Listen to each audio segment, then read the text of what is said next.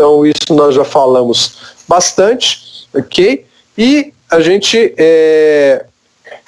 parte agora para a lei oculta, né? Só para a gente entender, a lei oculta que a gente estava falando anteriormente, que obviamente deu lugar para a lei aberta, essa lei oculta ela foi revogada em 1929 pelo poderoso Victory. Esse é um grande mestre do planeta Vênus que, nesse momento, né, ele simplesmente entendeu que a humanidade já estava há muito tempo sob essa ordem da chamada lei oculta, ou seja, a lei só pode ser reservada para aqueles que estão já preparados, para aqueles que já alcançaram um nível de evolução tal, enfim, não pode abrir isso para todo mundo, né, e ficou restrito. E mesmo porque a lei ela foi utilizada, ou seja, a energia, o conhecimento, durante muito tempo ele foi utilizado de forma errônea, de forma equivocada. Então foi aí onde surgiram os chamados bruxos negros, magos negros, né, aqueles homens e mulheres que utilizaram o conhecimento em benefício próprio, de maneira egoísta e até prejudicando os outros, né, os irmãos, irmãs, enfim, os seus semelhantes. Então, nesse momento, o poderoso Victor ele deu um fiat cósmico, ou seja, ele deu uma determinação. Ele falou, olha, acabou a lei oculta. E foi a partir daí que, né, ou seja, um ser muito poderoso, ele estabeleceu essa relação, ou seja, como se ele tirasse, né, aquele freio que impedia que o movimento alcançasse a todas as pessoas no planeta, né? Era como se fosse uma espécie de lei provisória ali. Então ele removeu isso e falou, a partir de agora todos vão ter acesso à lei. E foi aí onde os mestres a se movimentar, principalmente mestre Saint Germain nesse período, onde ele voltou o olhar para a América para começar esse trabalho nesse lugar, vamos dizer assim, a partir desse ponto, né, esse ponto de partida. Então, a lei oculta, como eu falei, governava todos os ensinamentos religiosos anteriores a este evento. Por isso que era através da lei oculta que sempre funcionou. Tanto que a gente tem aquele período, né, até falando da igreja católica, por exemplo, em que as missas, né, as celebrações eram todas feitas, né, através do latim. E só quem entendia o que estava sendo dito eram os padres, né, os bispos. O resto da população ficava lá olhando com cara de Mona Lisa e ninguém entendia nada, mas está tudo certo, é assim que funciona, vamos só agradecer e ir embora sem ter entendido absolutamente nada. Aí depois, claro, vem todos os movimentos que a gente já sabe aí da história, né, Lutero, enfim, e as traduções, e então essas coisas foram mudando, ok? Mas infelizmente isso fez parte durante um bom tempo aí. A verdade, né, era velada por parábolas, mitos, lendas, obras de teatro, né, e eram expressas de tal forma que somente um iniciado, ou seja, alguém que tivesse conhecimento profundo daquilo, realmente conseguisse entender, né? Não era todo mundo que conseguia pegar aquele conteúdo que estava ali, as informações que estavam por trás daquela imagem, daquela ideia, que todo mundo conseguia decifrar, decodificar aquilo. Então essa era a ação da lei oculta, né? Platão, inclusive, ele foi um iniciado na lei oculta, né? Porque ele conhecia profundamente as leis, ele estudou, inclusive com outros sábios, né? Recebeu tudo isso, teve uma interiorização muito grande, né?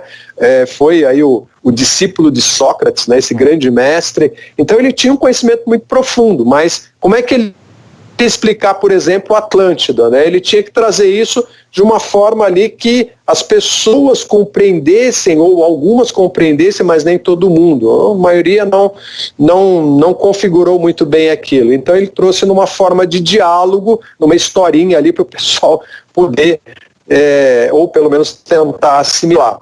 E até hoje, né, a gente ainda tem essa questão do será que é verdade, será que não é, será que isso é só um mito, né? Ou seja, Platão inventou uma historinha ali só para deixar a gente, né, distraído com a coisa. Esse negócio de Atlântida não existe nada, né? É tudo mito, né?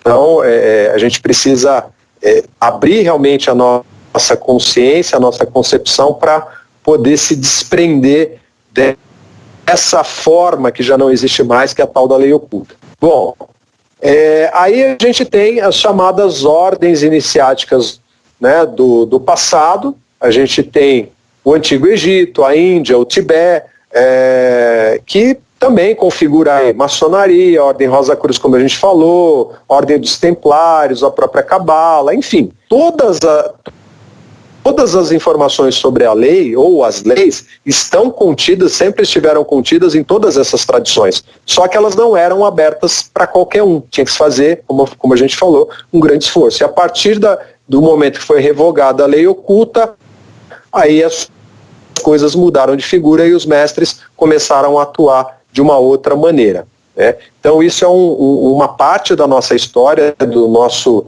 trajeto aqui enquanto humanidade que, vamos dizer assim, hoje a gente está entrando num outro período. Então, o começo de uma nova era, né, foi uma dispensação que a gente considera como sendo a primeira dispensação da nova era, que foi entre 1930 e 1939, né? Esse período foi o período em que esse simpático senhor, é o senhor Guy Warren Ballard, né, ou o senhor Guy Ballard, que em 16 de agosto de 1930, ele encontrou, ele teve um contato, né, com o mestre Saint-Germain, tá? É uma história muito bacana, muito bonita, lá no Monte Shasta, na Califórnia. Então, o Sr. Guy Ballard, na verdade, ele foi preparado sem, vamos dizer assim, consciência externa, está sempre lembrado disso, né? Através da personalidade, ele não tinha ideia que ele estava sendo treinado, mas internamente, ou seja, quando ele se desprendia do corpo, né, ia lá para os meios internos, aquela coisa, né? Estou fora do corpo físico, ele recebia orientações e foi se comprometendo em ajudar a Mestre Saint-Germain, né? E outros mestres também, claro, mas ali diretamente com o Mestre Saint-Germain, a servir como esse canal, né, esse mensageiro dos ensinamentos, daquilo que o Mestre Saint-Germain estava preparando. Então, ele foi vamos dizer assim, essa pessoa que se propôs a isso. E ele ficou 30 anos sendo preparado, até que realmente o Mestre Saint-Germain entendeu que, quem sabe, né, ele poderia, a partir de então, começar a receber as orientações ali através do corpo físico, né, através da consciência externa dele. E a gente vai entrar nisso depois com mais profundidade nas próximas aulas, nas aulas mais à frente. A gente vai falar especificamente dessa história, né, desse livro que foi o primeiro aí da nova era, né, a primeira dispensação. Então, aí foi onde começou aquilo que a gente conhece como sendo a atividade AM, ou o movimento, né, a atividade Eu Sou. Então foi o Sr. Guy Ballard, esse senhor, que nos proporcionou, foi ele que destinou o seu tempo, né, as suas forças, a sua energia, para que a gente pudesse ter esses ensinamentos hoje disponíveis. Ok?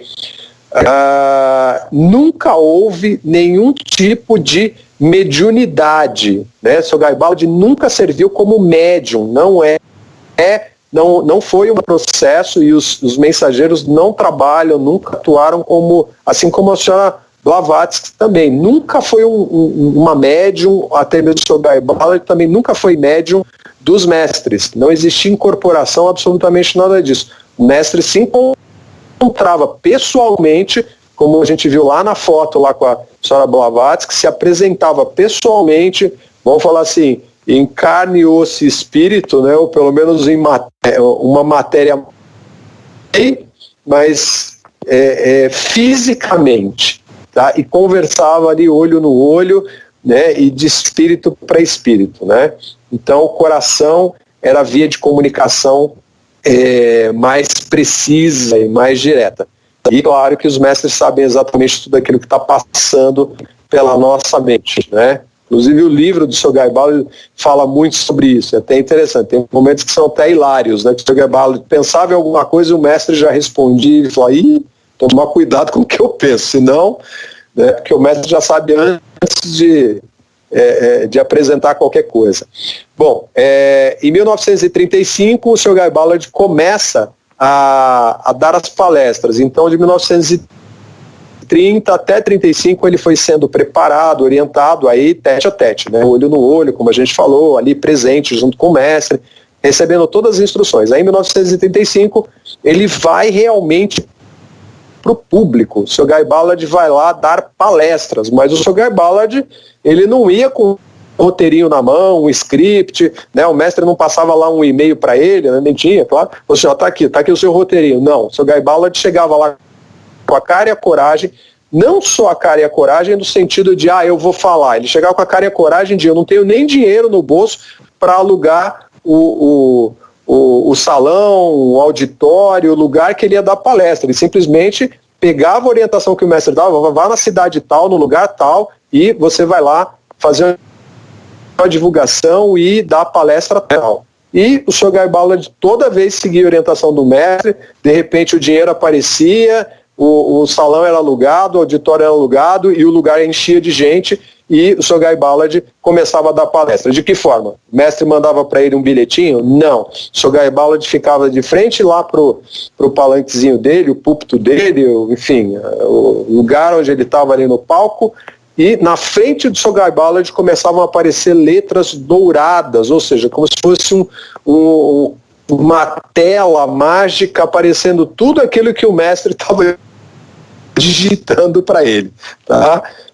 Então, essas letras douradas iam aparecendo na frente do Sr. Guy Ballard, ele só ia repetindo, ele só ia lendo o que estava sendo descrito ali pelo mestre. Então, não vinha nenhuma palavra dele propriamente, né? Era tudo que o mestre passava para que não houvesse nenhum tipo de interferência. E aí alguém pode perguntar, poxa, mas por que o mestre então não se apresentava e falava ele diretamente? Porque volta naquele ponto que a gente falou. Um mestre ascensionado, um mestre liberto, um ser de luz, ele não pode simplesmente chegar aqui, sabe, tomar a frente de todo mundo, né? Falar assim, não, vou fazer por vocês. Não, precisa sim um intermediário. Quando Jesus veio, quando Buda veio, eles encarnaram, como todos nós aqui, e desenvolveram a missão deles. Ponto final. Então, eles não fizeram como, né, o mestre Jesus se libertou, depois ele voltou e fez todo o trabalho ali se apresentando. Não, nenhum deles fez isso. Nenhum deles se apresentou dessa forma. Somente orientando, né, aqueles que seriam os mensageiros, seriam os discípulos, enfim, a forma como a gente sempre vê acontecer. Então eles não vêm diretamente, né? Eles fazem isso através desses mensageiros. Por quê? Porque aquele que se compromete, eu, você ou qualquer um de nós, é o que se comprometeu a trazer a informação e o mestre dá esse suporte. Então vamos lá, vou lançar aqui, tem muita informação. Aí também trouxeram as orientações sobre os decretos, né? Ou seja, como falar, por que falar, como direcionar, tudo isso veio através dessa dispensação com o Sr. Guy Ballard, né? São a energia que nós colocamos através das palavras. Esses são os chamados decretos. Nós temos, assim, milhares de almas que já foram levadas a esses âmbitos superiores, né? Por conta dessa, vamos dizer assim,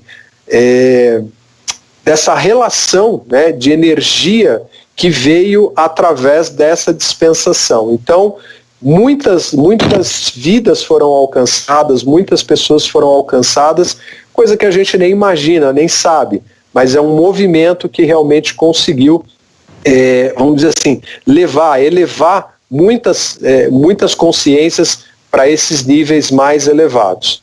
Então faz uma diferença realmente muito grande. Uma outra questão aqui é que nesse período a gente sabe que pelo menos um terço da energia destrutiva que existia no planeta, ela foi dissolvida e eliminada da Terra, justamente por causa desse movimento. Ou seja, toda essa força, né, essa energia que foi sendo movimentada pelas pessoas que foram aderindo, entendendo o que era esse conhecimento, conseguiram, na verdade, dissipar muito da energia que já vinha acumulada no planeta, energia pesada, destrutiva, e que a gente está sempre na corda bamba, né? Então esse foi um trabalho extremamente importante, bem eficaz. E aí, em 1936, o Sr. Guy Ballard já estava pronto para a ascensão, né? Só que ele decidiu ficar. Ele falou assim: mestre, deixa eu ficar mais um pouquinho, eu sei que, né, já consegui, quem sabe, né, o seu reconhecimento, né, eu acho que se eu me curvar diante de Deus, aí Deus me libera daqui de toda essa condição, mas eu quero continuar trabalhando. E o mestre falou: tá bom, então você tem a liberdade de escolha, continue trabalhando. E ele ficou, o Guy Ballard, mais algum tempo trabalhando, ou seja, em 29 de dezembro de 39, o Sr. Guy Ballard ascensionou. Ele se liberou de toda né, ou seja, terminou a missão dele e ascensionou. Só que, para decepção do grupo que se formou, porque o Sr. Guy Ballard conseguiu formar vários grupos, né, de estudos, de ensinamentos, e eles esperavam que o Sr. Guy Ballard fosse fazer a mesma coisa que o Mestre Jesus fez lá e simplesmente subir, e todo mundo aplaudindo, sei lá, alguma coisa assim. O Sr. Guy Ballard simplesmente não fez isso. Os mestres provavelmente, dá para dizer efetivamente, não permitiram que esse tipo de show acontecesse. Então, o Sr. Guy Ballard seguiu um processo normal, falou: pronto, o Sr. Guy Ballard foi embora, morreu e ninguém viu nenhum tipo de ascensão. Ou seja, aí foi onde muita gente desanimou, acreditou que não aconteceu nada, enfim, aí coisas infelizmente foram acontecendo nesse tempo, e mais uma vez a personalidade foi distorcendo tudo aquilo que já estava, vamos dizer assim, colocado através desses grandes ensinamentos, dessa grande energia. Aí nós tivemos também uma segunda dispensação, porque a primeira dispensação que a gente falou, com o Sr. Guy Ballard, como eu disse, em 1939, as coisas começaram a se desviar. Muito foi descarregado, o Saint Germain trouxe bastante ensinamento, muita informação, começaram a compilar os escritos, os livros, e de repente, não se sabe exatamente por quê, esses livros simplesmente foram engavetados, não chegaram às pessoas. Era como se estivesse funcionando na lei oculta, onde você guarda as coisas, restringe e fala: não passa isso adiante, senão vai ficar ruim. Aí, com isso, os mestres obviamente tiveram que se movimentar de novo, e houve uma segunda dispensação. Isso foi extraordinário, porque não acontece uma dispensação num espaço de tempo tão curto. Ou seja, por conta da primeira dispensação, né, os livros da atividade AM, do movimento Eu Sou, eles ficaram retidos até 1980. E era um absurdo, né? Então, antes disso, claro, antes de 1980, lá em 1952, nós tivemos um outro esforço por parte do mestre Moria, que procurou Geraldino Inocente. Na verdade, o mestre Moria fez contato com Geraldino Inocente já em 1944, né, pouco tempo depois que houve aí a situação da parada do movimento AM. Aí mestre Moria conversou com o mestre Saint-Germain, com outros mestres, e foi pedir uma autorização para a hierarquia espiritual para poder entrar com uma nova dispensação. Isso foi extraordinário. Não acontece em menos de 100 anos algo como isso. Mas a solicitação do mestre, o apoio de todos os outros mestres, então foi autorizado. E aí, mestre Moria procurou Geraldino Inocente e começou a dar as instruções, orientações. Ela foi sendo preparada até que realmente isso foi acontecendo e trazendo, inclusive, muitos ensinamentos, uma quantidade assim, impressionante de informações. Então, essa nova dispensação, ela foi chamada de Ponte para a Liberdade, né, por Mestre Moria, que se responsabilizou por toda a energia que seria utilizada aí, porque ele foi avisado, falou, olha, se a humanidade não der retorno dessa energia que você está utilizando, porque a gente não é só simplesmente dispensou, a gente tem conhecimento e a gente faz o que com isso? Nada. Não, a gente tem que dar retorno dessa energia, a gente tem que colocar em prática isso.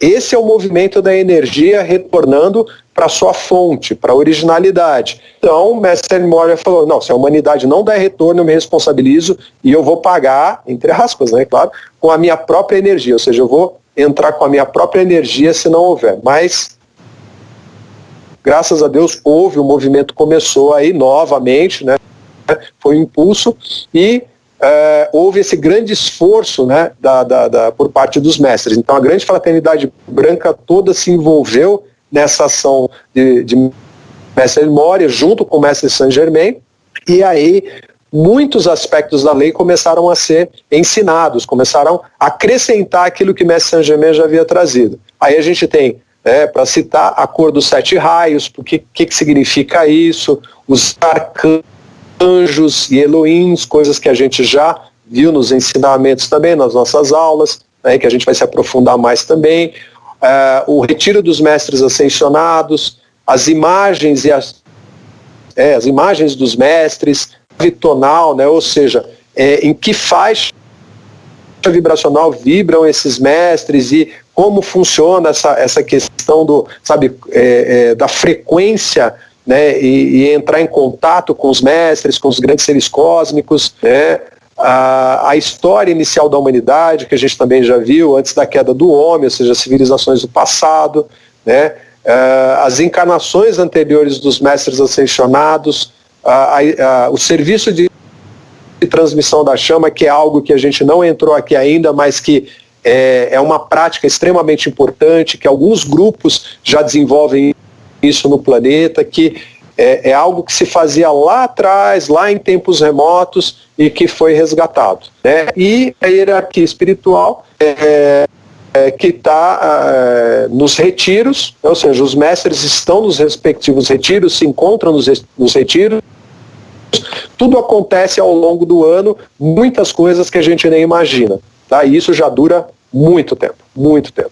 E eles abriram todas essas informações para a gente. Então, a gente tem aí o trabalho, né, desse movimento, que é a Ponte para a Liberdade, que ele só vai estar completo, né, como diz aqui, quando o último indivíduo, ou seja, a última consciência humana, né, ou a última corrente de vida, conseguir cruzar essa ponte de luz a caminho da sua ascensão, ou seja, quando realmente o último indivíduo nesse planeta conseguir atravessar esse trecho e chegar até Deus. Então, nós temos uma grande assistência em nosso benefício. Os ensinamentos da nova era, a gente tem aí os mestres ascensos, né, que trouxeram fizeram essa junção, né, entre os ensinamentos do Oriente e Ocidente, adoração e culto oriental a Deus, com a iniciativa e realização ocidental, ou seja, o Oriente tem muito daquilo que é a reverência, né, como se diz até mesmo na Índia, de Bhakti, né, da reverência, da gratidão, da contemplação, como fazem os Hare Krishnas, e é preciso também juntar, associar com aquilo que é a ação, o movimento, né, que existe em grande escala no Ocidente. Então, quando a gente conseguir ajustar esses dois movimentos de adoração e aquilo que é a realização, então a gente vai estar completando aí essa força, essa energia crescente que é extremamente necessária. Isso vem através dos ensinamentos da nova era. A explicação da lei cósmica, né, é a lei da vida, de forma bastante simples, né, sem tantos percalços e sem tantas exigências. Não é necessário explicar Deus de maneira abstrata, ou seja, Deus tem toda a sua forma de ser apresentado, ou seja, um Deus real, né, uma energia, uma consciência, e tudo isso a gente consegue através desses ensinamentos. Uma maior profundidade lógica sobre Deus e a criação, que é fundamental, né, senão a gente fica sempre naquela coisa de rodar e não chegar a conclusão nenhuma, né, e aí a gente vai cada vez mais conseguindo absorver e entender o que é essa consciência que a gente tanto fala. Não está limitado ao cristão, muçulmano, judeu nem hindu, tá? É completamente fora dos dogmas, né? Então os ensinamentos, como a gente disse, há um culto religioso, né? Um credo religioso específico. Todos os ensinamentos, eles permeiam todas essas, vamos dizer assim, essas vertentes religiosas, mas não estão presos, não estão ali simplesmente atrelados a um desses movimentos. Princípios científicos, né, práticos e demonstráveis, ou seja, é a lei sendo realmente colocada em prática, não é algo fora da nossa possibilidade de realização. Esses ensinamentos são atemporais, ou seja, sempre existiram e eles estão aqui para o futuro, para aquilo que a gente entender como sendo, né, o tempo e espaço, e vão perdurar eternamente porque sempre existiram. Okay? É um vasto conhecimento para estudar e colocar em prática. Sem prática, absolutamente não se chega a lugar nenhum, porque os conhecimentos eles precisam realmente ser aplicados. Ok? Aí nós vamos ter agora uma fala do Mahachohan, né? Isso foi em 20 de maio de 1956. O Mahachohan disse o seguinte: pode que se esteja dando muito da lei para que suas mentes externas possam digerir de uma só vez. Entretanto, opinamos que pelo bem dos que virão depois de vocês, uma evolução inteira de gente que possivelmente poderá beneficiar-se da instrução que talvez vocês nunca precisem utilizar, aproveitamos o conforto temporário entre o âmbito dos mestres ascensionados e o dos seres humanos, para trazer-lhes tanto quanto seja possível desta lei, porque estamos escrevendo toda uma Bíblia que viverá e será lida por milhões de pessoas muito depois que vocês tenham vindo para casa. O que o Mahachohan disse aqui, em poucas palavras, olha, nós estamos aproveitando esse momento, né, o que foi do Sogai Balaji, principalmente depois com Geraldino Inocente, para descarregar tudo que a gente puder de informação, porque a gente tem pouco tempo para conseguir passar esses ensinamentos, porque Geraldino não ficou muito tempo, e eles sabiam que ela não ia ficar muito tempo nesse trabalho, porque realmente foi muito pesado, assim, foi muito exigente, né? Então, alguns relatos dizem que Geraldino ficava ali escrevendo o dia inteiro sem parar. Então, isso por dias a fio, né? Mas, enfim, então, o que o Mahachohan diz aqui, né, esse grande mestre, é que, olha, o que a gente está passando é o máximo que a gente pode, e é provável que vocês nem utilizem tudo que está aí, e isso fique para gerações futuras, e vocês já tenham alcançado até a ascensão e não precisem utilizar tudo. Mas as gerações futuras, aqueles que virão lá na frente, com certeza vão se valer desses ensinamentos. Tá? Então, é algo feito através de uma orientação e de mensageiros maravilhosos, né? Através de grandes canais, vamos dizer assim, né? Homens e mulheres expostos. E aqui a gente vai falar de alguns deles. Então a gente tem, começando aqui, alguém que foi o responsável por resgatar aqueles ensinamentos que foram ficando engavetados, tá? A gente tem aqui o Sr. Ernest Schroeder. O Sr. Ernest Schroeder, junto com a sua esposa, Annette Schroeder, eles fundaram em 1980 uma fundação que é a AMTF, é a Ascended Master Teaching Foundation. Fundaram esse organismo lá no Monte Shasta, onde aconteceu o contato de Mestre Saint-Germain junto ao Sr. Guy Ballard. Então, o Sr. Werner Schroeder, ele resgatou todos os livros, todos os escritos, tanto do Movimento AM quanto da Ponte para a Liberdade, principalmente os livros, inúmeros livros que tem da Ponte para a Liberdade, né, que foi o movimento que aconteceu com o Geraldino Inocente, traduziu todos,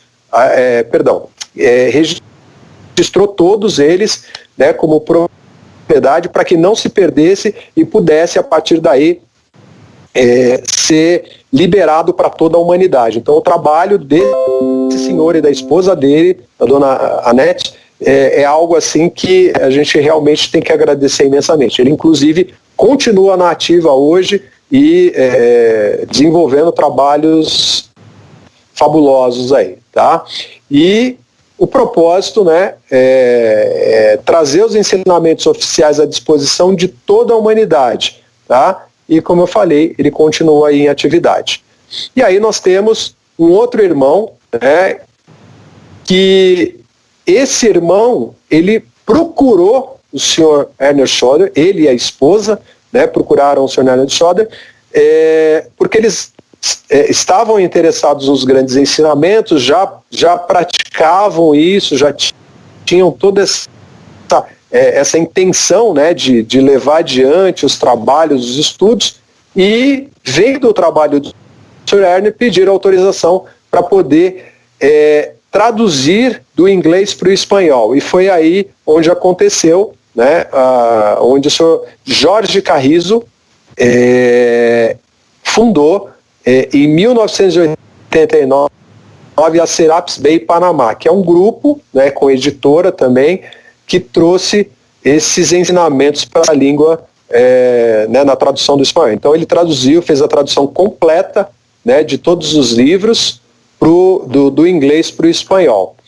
E o Sr. Jorge Carrizo, ele fez a transição, né, ele nos deixou, não está mais encarnado, em 2012. Mas um irmão que também contribuiu muito e nos deixou tudo aí à disposição para que a gente pudesse aproveitar a oportunidade de estudar tudo isso. E hoje a direção desse grupo, Serapis Bay Panamá, né, que está em atividade naturalmente, está sob a orientação da esposa dele, que é a senhora Kira Chang, tá? Que tem trabalho fantástico com classes, vídeos, tem rádio, mas é tudo em espanhol. Tá? Quem domina espanhol naturalmente pode verificar todo esse conteúdo, os livros estão disponíveis lá à venda também, tem muito material que eles disponibilizam de forma digital, e também lá o seu Ernest Schroeder em inglês. Né?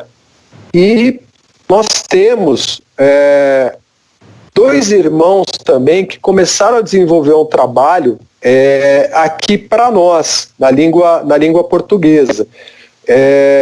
Eles começaram isso por volta de 2007, foi pela Metafísica Santa Metista, que também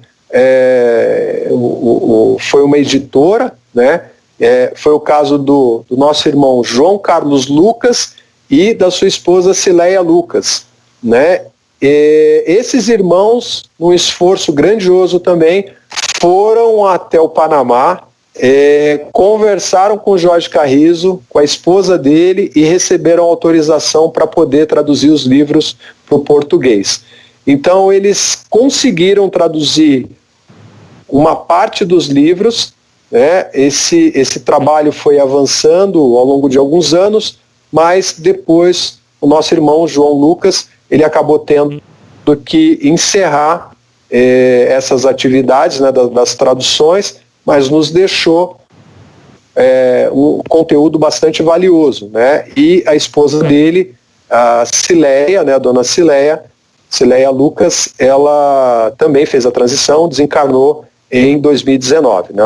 Nosso irmão João Lucas continua aqui conosco, ainda nos brindando com a sua presença, graças a Deus, e ele, como falamos, né, ele recebeu a autorização do Serapis Bay Panamá e acabou trazendo todo esse movimento para a gente. Inclusive o João Lucas, ele chegou a gravar né, ele tinha uma classe de estudos, então ele gravava áudios, né, gravava os áudios dessas classes, isso lá em 2007, 2008, 2009, e tem mais de 100 aulas, não, melhor, tem umas 100 aulas, acho que não chega, não ultrapassa 100, mas tem 100 aulas com certeza que ele foi gravando e que nós vamos disponibilizar essas aulas com autorização dele, né? Nós temos autorização dele para poder disponibilizar essas aulas, e a gente vai fazer isso também para que possa incrementar os estudos, né? São bem interessantes. Ok? Então esses são irmãos que contribuíram muito conosco. Bom, Luz para o Mundo, Grande Fraternidade Branca, a gente sabe, olha, existem vários grupos espalhados pelo planeta, ok? Muita gente falando sobre os mestres ascensionados, ditando aí os ensinamentos, direcionando pessoas. A gente pode dizer o seguinte: existem grupos muito sérios que estão realmente comprometidos com a verdade, seguindo fielmente aquilo que os mestres deixaram como orientação. Mas tem outros grupos, não é o caso aqui a gente ficar citando ninguém, porque não é essa a proposta, é só uma questão de cada um fazer a sua avaliação, mas não necessariamente todos seguem exatamente aquilo que os mestres nos passaram, né, como orientação, porque é o que está escrito. O que está escrito ali, né, nessas duas dispensações, ou seja, 1930, o período de 1930 a 39, depois Sogai Bala, depois 1961 até 1952 até 1961 foi com Geraldino Inocente, e é esse conteúdo que a gente tem como sendo os escritos oficiais. Então aqui nós sabemos que todos podem ser mensageiros, ou seja, todos que amam a verdade, trabalham com coração puro, estão desejosos de não só crescer com essa verdade, mas também levar isso ao seu próximo, à humanidade. Então esse é um elemento que pode realmente ser convocado para a Grande Fraternidade Branca pelos mestres para trabalhar como mensageiro, né? Todos nós podemos. Okay?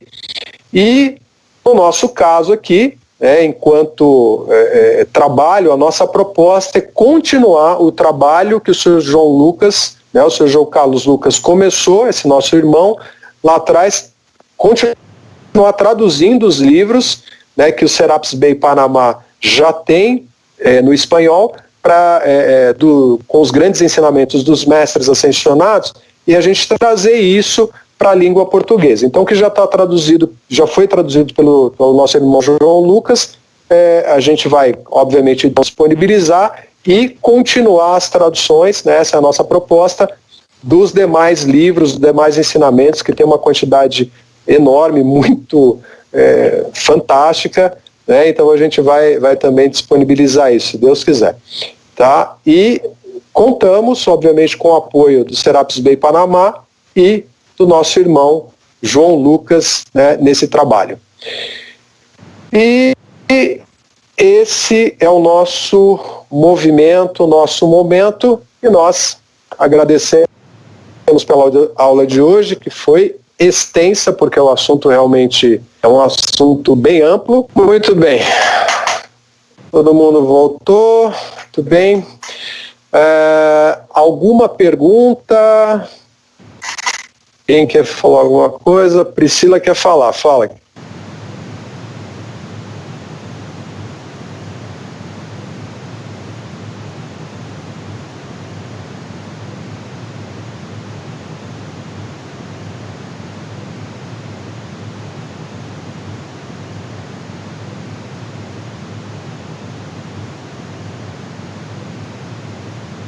Ok. Então, de acordo com aquilo que principalmente o mestre Saint Germain apresentou, né, nos ensinamentos, a gente vê que a escolha da América foi por um propósito muito evidente, ou seja, a América, ou o continente americano, da maneira como nós conhecemos, que nós não estamos falando só da América no sentido de país Estados Unidos, né? Nós estamos falando do continente americano. O continente americano no passado remoto, há muito tempo atrás, foi uma terra que trouxe grande luz para o planeta. Foi um movimento de crescimento, de expansão da luz muito grande. Então, a energia que se estabeleceu nessa parte do mundo, ela ficou quase que inalterada durante muito tempo. Enquanto que o resto do mundo, né, através das outras civilizações, onde foi se concentrando no velho mundo, aí a gente tem a Europa, que também teve um movimento de libertação, ou de tentativa de libertação. Um dos exemplos que a gente tem foi a própria assistência do mestre Saint-Germain a Napoleão Bonaparte, quando tinha a ideia, a intenção da independência, de todo aquele movimento, e Napoleão se perdeu dentro da personalidade, e aí Mestre Saint-Germain teve que dar um passo para trás. Mestre Saint-Germain fala sobre isso também. Então, a independência da América, aqui Estados Unidos, né, no nosso continente, ela aconteceu com total assistência dos mestres ascensionados, porque existia já todo um plano direcionado justamente para trazer de novo a joia que foi a América, né, lá atrás, o continente lá atrás no passado. Então, a partir daqui, a partir do continente americano, principalmente do ponto focal dos Estados Unidos, começa esse movimento de expansão. Por isso que a América é tão promissora, né? A gente fala promissora hoje no sentido econômico. Nós falamos, nossa, a América, os Estados Unidos, politicamente, economicamente, nossa, é uma potência. Isso não é à toa, isso não é em vão. Ela está nessa posição porque toda a energia que ela tem é exatamente expansiva. Só que, claro, né, a gente tem pessoas ainda governando o país, dirigindo o país, que não necessariamente estão prontas, preparadas, direcionadas para essa expansão. Porque nós estamos falando num movimento de nova era, né? Quando a gente fala nova era, muita gente entende que nova era é uma coisa mística, uma coisa, né? Ai, meu Deus, né? Vai começar a nascer um monte de bruxo, sei lá, alguma coisa assim, né? As fadas vão sair por aí, né? Dando varinhada na cabeça de todo mundo. Não. Nova era é o movimento desse novo processo, o alvorecer dessa nova realidade que nós estamos entrando. Então, a gente está, assim, sabe, no primeiro passinho. Não tem nem como estabelecer, sabe, aquilo que é a realidade das leis aqui. A gente está ainda, sabe, tateando tudo isso, está bem distante. Mas, por quê? Porque é um período, na verdade, que vai levar em torno de 2.000 anos para se estabelecer todo esse processo da nova era. Aí alguém fala, poxa vida, mas 2.000 anos? Vai demorar para burro isso, né? Sim, vai demorar dentro da nossa visão estreita, né, limitadinha. Para os mestres, 2.000 anos é uma coisa, né, que, olha, é o tempo que é necessário. A gente já deveria ter feito isso há muito tempo atrás, né? Se a gente tivesse seguido todo o nosso roteiro, enfim, aquela história que a gente já contou em aulas anteriores. Mas como isso não aconteceu, então a insistência, a persistência, a determinação desses grandes seres, desses grandes mestres, é de que aconteça e está acontecendo a partir de agora. Por mais que a gente olhe e fale, meu Deus do céu, a coisa está degringolada e está tudo perdido. Não está nada perdido, muito pelo contrário. Tudo está sob as leis de Deus e, como a gente falou lá no início da aula, a gente pode acreditar que, sabe, a nossa personalidade vai driblar essas leis, que a gente vai dar aquele, sabe, aquela gingada em Deus, mas não vai acontecer. Pode ter certeza que a lei vai se cumprir, aquilo que os mestres já enxergaram além do tempo e do espaço é o que está caminhando. Então não importa a aparência que a gente veja aqui, é aquilo que os mestres falam sobre, olha, não se iluda com a aparência do que você está vendo. Isso é temporário, isso é provisório e com certeza toda a transformação ela já está acontecendo e cada vez mais ela vai se estabelecer ao longo desse tempo, né, e começa nessa joia central que é a América, começando pelos Estados Unidos, expandindo, pegando as outras Américas e espalhando isso para o mundo todo. Tanto é que a gente tem, pegando um outro gancho, né, que não tem muito a ver aqui, mas é uma referência para aqueles que são, inclusive, espíritas, né, kardecistas, ouve-se muito falar no kardecismo que o Brasil, né, é a pátria do Evangelho. E existe um motivo para isso, né? Quando se fala que o Brasil é a pátria do Evangelho, é no sentido de o Brasil ele tem muitas características de diversidade, né? Ou seja, é uma imensidão, aí uma mistura muito grande, e a partir do momento que houver o alinhamento dentro de toda essa diversidade, tenta imaginar, eu sei que não é fácil, mas tenta imaginar como será, né, essa possibilidade, essa potencialidade de viver em irmandade, né, num processo tão diferente, né, entre pessoas tão diferentes, ou seja, essa miscigenação tão grande que existe aqui. Aqui, então, nesse aspecto de espiritualidade, nós vamos ter muitos credos, como já temos, né, muitas formas de se pensar diferentes através da espiritualidade, mas que todas vão se alinhar. Por isso que eles veem, né, tem essa informação de que o Brasil é a pátria do Evangelho. O Evangelho no sentido de composição, de instrução daquilo que é espiritualidade. Então começa lá por cima, pelos Estados Unidos, cada vez mais crescendo, avançando e depois se espalhando. Tanto é que os Estados Unidos, né, se a gente pegar a origem, né, da própria colônia, veio através dos protestantes, né, dos cristãos protestantes, né, aqueles que, então, é uma terra que começou através de uma visão cristã que predomina até hoje, né, já mudou bastante, mas ainda predomina muito dessa visão, e tem um sentido para isso, né, por isso que os mestres focaram ali e estão direcionando toda essa energia. E também, sem esquecer que o Oriente, ele vai despertar de novo, então a Índia que a gente não conheceu, né, na verdade que a gente vê como aquela coisa, sabe, bagunçada, cheia de, sei lá, de gente dispersa nesse sentido de religião, de essa multiplicidade toda, a Índia lá atrás, ela já foi um grande reino, né, ou seja, uma grande civilização, né, que lidava, elevava, né, se alicerçava muito na espiritualidade de uma maneira muito equilibrada. E ela vai voltar para esse ponto. É por isso que a gente tem uma referência muito forte através da espiritualidade da Índia. E isso vai se espalhar pelo mundo, ou seja, é uma coisa que já está estabelecida. E tudo bem? Tudo bem. Flavi, quer falar alguma coisa?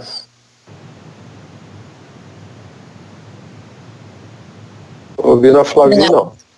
Aqui, não tenho. Processar, né?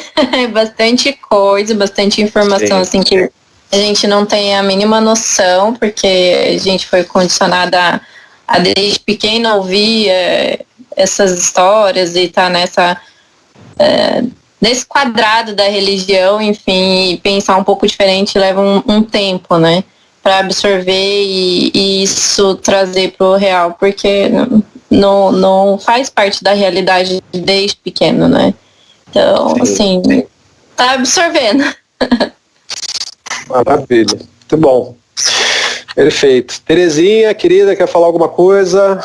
Perguntas, dúvidas, intrigas, charadas? Ela tá com o áudio desligado. Agora sim. Fala, Terezinha, querida. Eu só tenho que agradecer, mestre, por essa aula, né? Eu achei, assim, muito interessante. Estou aprendendo muito. Então, gratidão, mestre, por tudo. Pelo aprendizado. Maravilha, querida. Que bom. Então, gratidão pela oportunidade. Vamos encerrar e até a próxima. Muito amor, muita luz. Felizes reflexões para todos nós. Bom? Fiquem em paz. Gratidão. Gratidão. Tchau. Olá, amor e luz aos dias. Para aqueles que estiverem com alguma dúvida, quiserem comentar, podem entrar em contato através das redes sociais, tem pelo Facebook, Instagram, Douglas Matos Terapeuta, ou então no próprio YouTube, né, quiser deixar os comentários, mandar alguma informação, algo que não tenha ficado muito bem esclarecido, pode encaminhar que aí nós vamos fazer o possível para responder o mais rápido que puder, tá bom? E então assim a gente mantém esse contato e essa troca para poder esclarecer aí possíveis dúvidas ou até mesmo receber contribuições, acréscimos diante daquilo que são as lições que a gente vem apresentando para que as pessoas possam se valer desses ensinamentos que são extremamente importantes. Bom, gratidão então pela atenção, bênçãos e felizes estudos.